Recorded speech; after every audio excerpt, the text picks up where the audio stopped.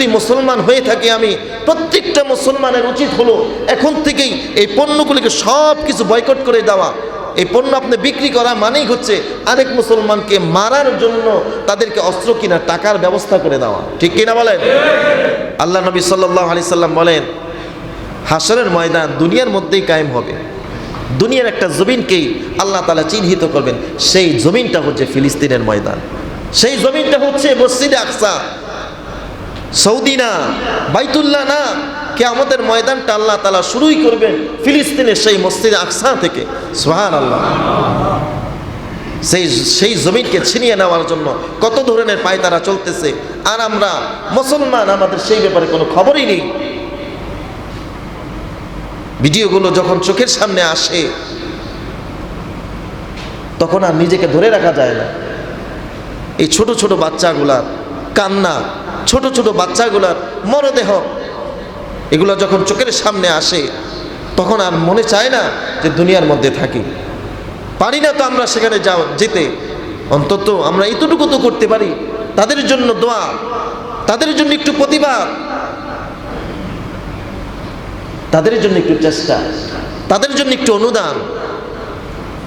100 বছর পরে যখন ফিলিস্তিনের ইতিহাস লেখা হবে, আমাদের প্রজন্ম যখন এই ইতিহাসগুলো দেখবে, পড়বে, তখন সেই ইতিহাস পড়ে পড়ে আমাকে, আপনাকে, আমাদের প্রজন্ম গালাগালি করবে, ধিক্কার জানাবে যে ওই সময় 100 বছর আগে ফিলিস্তিনের মুসলমানদের উপরে বেঈমানগুলো হামলা করেছিল, আর বাংলাদেশের মুসলমানগুলো চুপ করে বসেছিল, কোনো প্রতিবাদ করে নাই, কোনো আন্দোলন করে নাই, কোনো কান্নাকাটি করে নাই, কোনো পদক্ষেপই তাদের ছিল না। আমাকে, আপনাকে, আমার সন্তান, আপনার সন্তান কষবে, দোষবে, ধিক্কার জানাবে, ঠিক কিনা?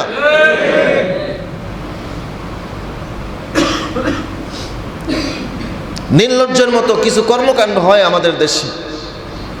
আমরা আন্দোলনও করি, কিন্তু জায়গা মতো আন্দোলন করি না। কি আন্দোলন করি?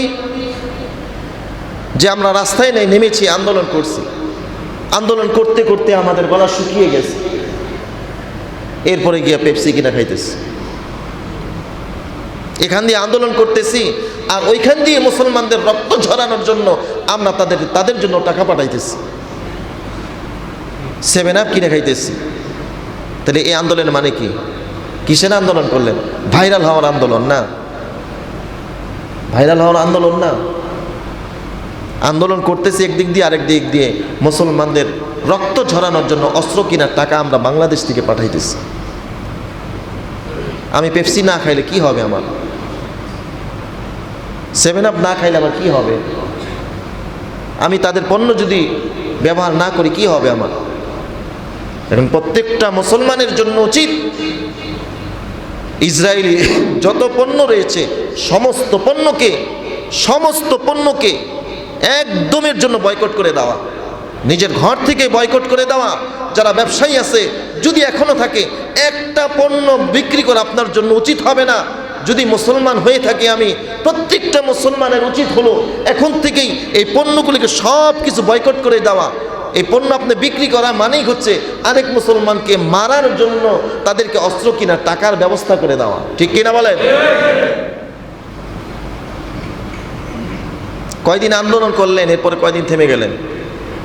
কিছুদিন আগে আন্দোলন হয়েছে, এরপর আবার কিছুদিন পরে দেখি মুসলমান আমরাই কিনতেছি, আমরাই খাইতেছি।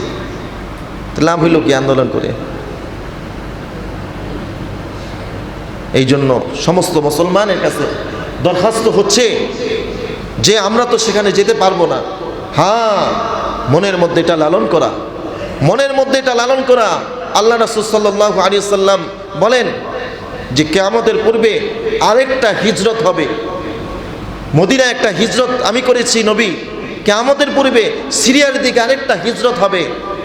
ওই হিজরতের মুহাজির যারা হবে, সফরকারী যারা হবে, সেখানে গিয়ে ফিলিস্তিনের মধ্যে যারা গিয়ে অবস্থান করবে তারা হচ্ছে হকের উপরে, এছাড়া বাকি সেখানে যারা না যাবে সেগুলো হবে বাতিল, সেগুলো হবে বাতিল ফেরকা, এগুলো হবে জাহান্নামে।